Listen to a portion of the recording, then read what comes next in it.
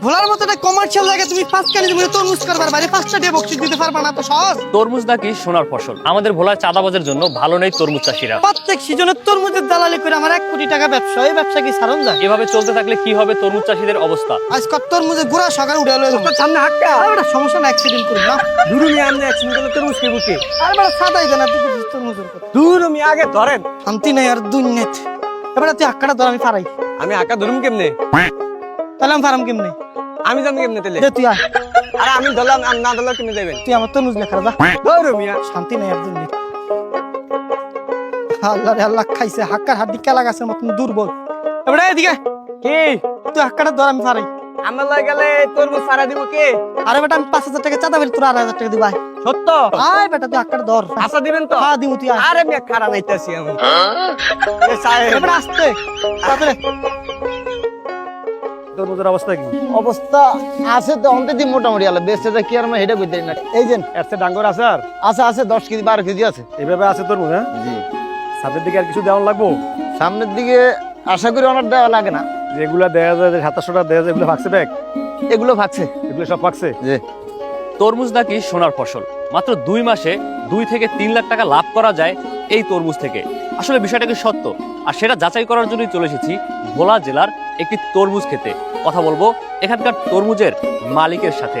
বিভিন্ন জায়গায় হচ্ছে তরমুজ খেতে গিয়ে অনেকে হচ্ছে চাঁদাবাজি করে থাকে, টাকা দাবি করে থাকে, তরমুজ দাবি করে থাকে। এটা কি সত্যতা কি আসলে?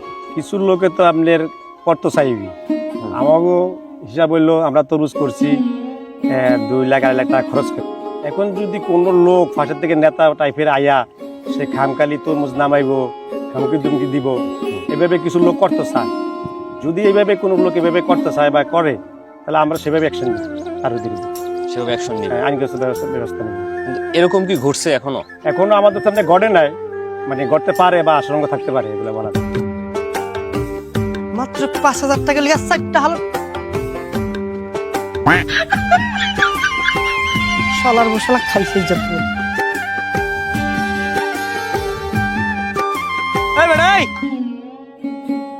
কি হইছে? ওই শালার বুশালা 5টা হালোর একটা এই জায়গায় এলাম, বাইরের কথা কোনো মনে নাই। মাত্র 5000 টাকা হইলে তোরা 5 কানি জমিনে তরমুজ করছ। তোর কাছে কি আমি 50 টাকা চাইছি? এই চাইছি রে, চাই না। কয়টা চাইছি? মাত্র 5000 টাকা চাইছি। এর লিগে তোরা গাড়ি এমনি রাখা করছ, এমনি রাখা। তোরা পাইছস কি? হ্যাঁ আরে বাবা কি জন্য আসছো কও? এত রাগও কা? আমি মুরব্বী মানুষ, তুমি দেখো না মুরব্বীর সম্মান দিয়ে কথা বলতে হয়। আর বেটা আহেন মিয়ান মুরব্বি দাড়ি মুখ থাকে কি মানুষ মুরব্বি হয়ে জানে?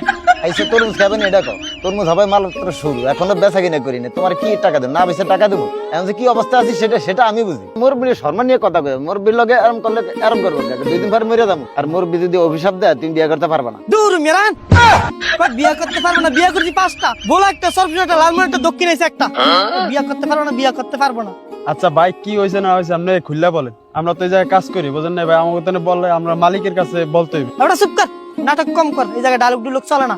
তোর এই জায়গায় কয় মাস কাজ করিস? কসই 3 মাস। 3 মাস কাজ করিস তুই? বাইরে তোরা চিনোস না? না আপনারা চিনি না। দেখ ঠাই গুড়া গুড়া মানে শালা শালা তো বাইরে চিনি না ভাই। ওইদিকে ভাই ডাইনে ভাই বাই ভাই সত্যি দিকে ভাই ঘুরি আর কয় বাইরে চিনি না। বেটা আলাপ করতে সেই জায়গা না। আরে ভাই মহাজনের সাথে কথা বলেন। তোকে মালিকের কল লাগা। নেট নাই। একটা কানের কঞ্চি গরম করে দিম, কবে নেট নাই।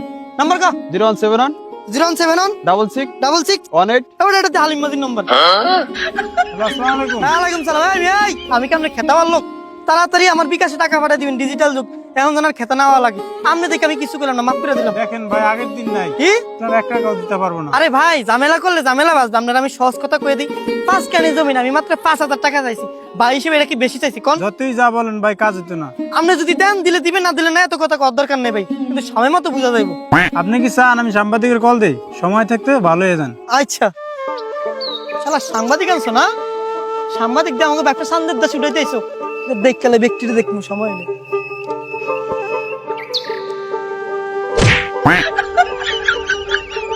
আপনাদের কষ্ট করা সোনার ফসলে কোনো চাঁদাবাজ যেন হাত না দিতে পারে। এই ভিডিওটি শেয়ার দিয়ে সতর্ক করুন সবাইকে।